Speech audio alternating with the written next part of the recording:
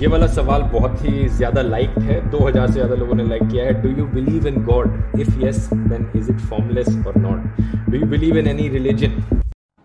अस्सलाम वालेकुम फ्रेंड्स, आज मेरी ये वीडियो ब्रदर ध्रुव राठी की वीडियो पर है, जिसमें ध्रुव भाई ने कहा कोई अल्लाह, कोई भगवान या कोई गॉड एग्जिस्ट नहीं करता। एक बार यहाँ वीडियो देखिए। मेरी राय में कोई भगवान, कोई अल्लाह, कोई गॉड एग्जिस्ट नहीं करता। आपने देखा ब्रदर ने क्या कहा। दरअसल यह बात इन्होंने इसलिए कही क्योंकि ये नास्तिक है, यानी जो लोग ईश्वर का होना साफ तौर पर इनकार करते हैं। यह लोग वैज्ञानिक शास्त्र को मानते हैं। तो चलिए फ्रेंड्स, असल ब्रदर ध्रुव राठी अपने आप को नास्तिक बताने की वजह जानते हैं। मेरी राय में जितना भी कुछ मैंने सीखा है दुनिया के बारे में, हमारी प्लेनेट की हिस्ट्री के बारे में, एवोल्यूशन के बारे में, ये सारी चीजों को समझकर मैंने जो अंडरस्टैंडिंग डेवलप करी है। इस वीडियो में इन्होंने कहा ये जितना भी सीखे हैं दुनिया के बारे में, हमारी प्लेनेट के हिस्ट्री के बारे में, एवोल्यूशन के बारे में समझकर इन्होंने जो अंडरस्टैंडिंग किया है कि ईश्वर नहीं है। तो फ्रेंड्स, इस वीडियो के माध्यम से मैं कुछ बातें बताना चाहती हूँ।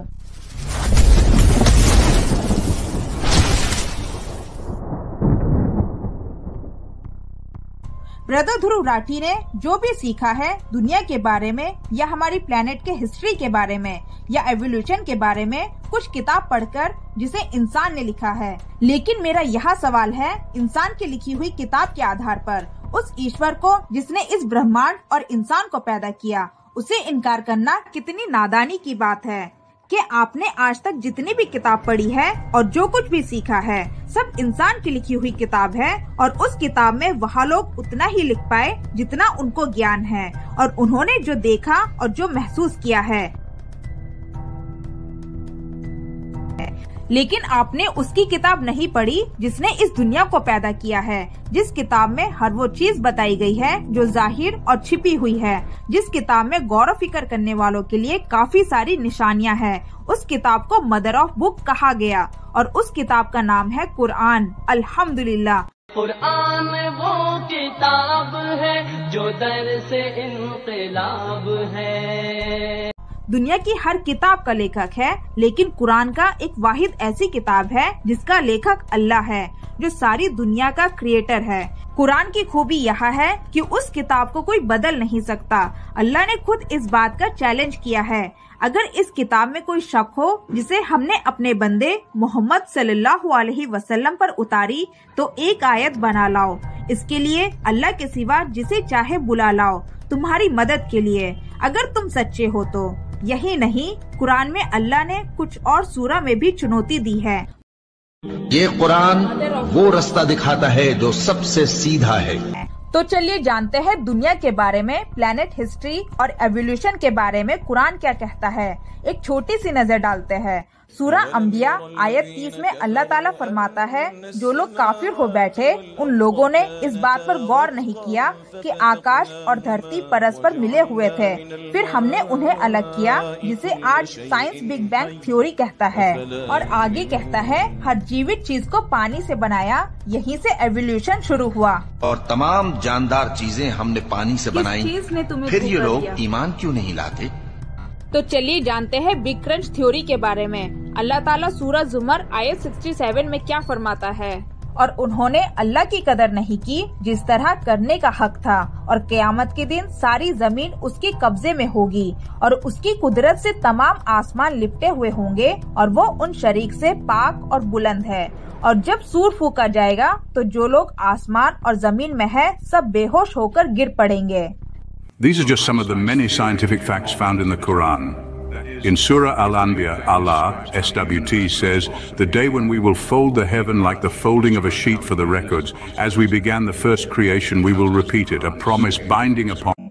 चलिए जानते हैं सन मूविंग इन ऑर्बिट। वही अल्लाह है जिसने रात और दिन और सूर्य और चंद्रमा को पैदा किया। उनमें से प्रत्येक अपनी अपनी कक्ष में तैर रहा है, जिसे सोलार सिस्टम कहते हैं। चलिए जानते हैं सूरज की कक्षा की गति के ताल्लुक से कुरान क्या कहता है। और रात और दिन और सूरज और चांद उसकी निशानियों में से है, और तुम लोग ना तो सूरज को सजदा करो और ना चांद को, बल्कि अल्लाह ही को सजदा करो जिसने उन चीजों को पैदा किया है। वहाँ आकाश से जल बारिश बरसाता है, फिर उसके द्वारा धरती को उसके मरने के पश्चात जिलाता है। तो चलिए जानते हैं एम्ब्रियोलॉजी के बारे में। हमने तुम्हें पहली बार भी तो पैदा किया है, तो तुम क्यों सच नहीं समझते? और हमने इंसान को मिट्टी के खलासे से पैदा किया है, यानी छनी हुई मिट्टी, और फिर इसको एक मजबूत और महफूज जगह में पानी की बूंद बनाकर रखा। फिर हमने उस पानी की बूंद को जमा हुआ खून का लोथड़ा बनाया, फिर उस लोथड़े को गोश्त की बोटी बना दिया, फिर गोश्त की बोटी को हड्डियां बना दिया, फिर हमने उन हड्डियों को गोश्त पहनाया, फिर उसे एक नई सूरत में बना दिया। वो बड़ी बाबरकत वाला है, वो अल्लाह सबसे बेहतर बनाने वाला है। और हमने इंसान को मिट्टी के खुलासे से पैदा किया है, फिर उसको एक मजबूत और महफूज जगह में नुत्फा बनाकर रखा। फिर हमने नुत्फे का लोथड़ा बनाया, फिर लोथड़े की बोटी बनाई, फिर बोटी की हड्डियां बनाई, फिर हड्डियों पर गोश्त पोस्ट चढ़ा, फिर उसको नई सूरत में बना दिया। सो बड़ा बरकत वाला है अल्लाह, जो सबसे अच्छा बनाने वाला है। आकाश की सुरक्षा के ताल्लुक से कुरान क्या कहता है, आइए जानते हैं। उसने आकाश को बुलंद किया और हर चीज को संतुलन में स्थापित किया। सूरा अंबिया में अल्लाह ताला फरमाता है, और हमने आकाश को एक सुरक्षित छत बनाया, लेकिन इनकार करने वाले उसकी निशानियों से मुंह फेर लेते हैं, जिसे स्काई प्रोटेक्शन कहते हैं। We made the sky a protective गौर से seal, सुनिए। and yet they are turning away from our signs. चलिए अब मेटियोराइट्स के बारे में जानते हैं, जिसे उल्का पिंडों भी कहते हैं। बेशक हमने लोहे को आसमान से उसकी महान निहित ताकत के साथ नीचे भेजा, जिससे लोगों के लिए बहुत सारे लाभ है।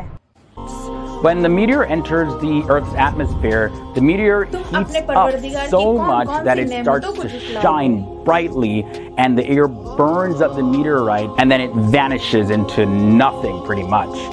ये तो कुरान की एक चमत्कार आयत है, जो दो समुद्रों के मिलने के ताल्लुक से बात करती है। द मीटिंग ऑफ सी, समुद्रों का मिलना। और वही है जिसने दो समुद्रों को मिला दिया, एक मीठा और सुस्वाद और दूसरा नमकीन और कड़वा। उसने उन दोनों के बीच एक पर्दा और मजबूत रुकावट बना दी। उसने दो समुद्र बनाए कि दोनों मिले हुए लगते हैं। उनके दरमियान एक आड़ है, जिससे वहाँ एक दूसरे की तरफ बढ़ नहीं सकते।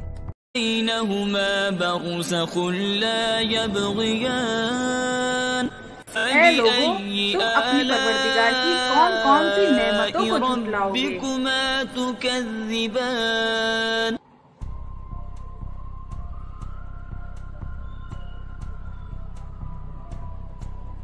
इस आयत में गौर कीजिए। पहाड़ों को कीले के रूप में गाड़ने के ताल्लुक से कुरान क्या कहता है। सूरा नबा आयत 6 और 7 में अल्लाह ताला फरमाता है, क्या हमने जमीन को नहीं बिछाया और पहाड़ों को मेखी की तरह गाड़ दिया, जिसे आज साइंस ने भी कबूल किया है। Now the Arabic word arsaha means anchored, and this is the term used that applies to ships floating on water. Pen receptors के ताल्लुक से सूरा निसा आयत 54 में अल्लाह ताला फरमाता है, जिन लोगों ने हमारी आयतों से इनकार किया, उन्हें हम अनकरीब आग में झोंक देंगे। जब उनकी चमड़ी जल जाएगी, हम उनके लिए नई चमड़ी पैदा कर देंगे, ताकि वो दर्द महसूस करते रहे। In Surah An-Nisa, it is stated that we shall send those who reject our revelations to the hell fire. When their skins have been burned away, we shall replace them with new ones, so that they may continue to feel the pain. God is Almighty, All-Wise. Quran 4:56. For a long time it was thought that the sense of feeling and pain was dependent on the brain. However, it has been discovered that there are pain receptors present in the skin.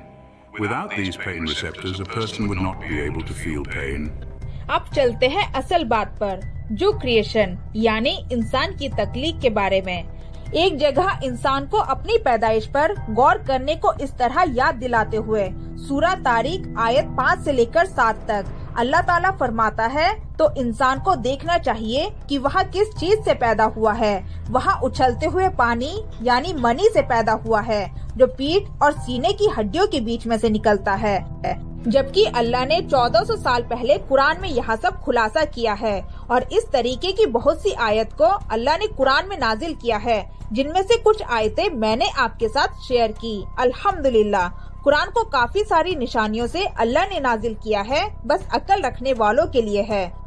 ए नबी सल्लल्लाहु अलैहि वसल्लम, ये कुरान जो हमने तुम्हारे तरफ नाजिल की है बड़ी बाबरकत वाली है, ताकि लोग इसकी आयतों में गौर करें, ताकि अक्ल रखने वाले नसीहत हासिल करें। अगर हम इंसान की लिखी हुई किताब पढ़े तो इंसान पर ही विश्वास आएगा, और अगर हम उस परवरदिगार की नुज़ूल की गई किताब पढ़े तो उस परवरदिगार पर विश्वास आएगा।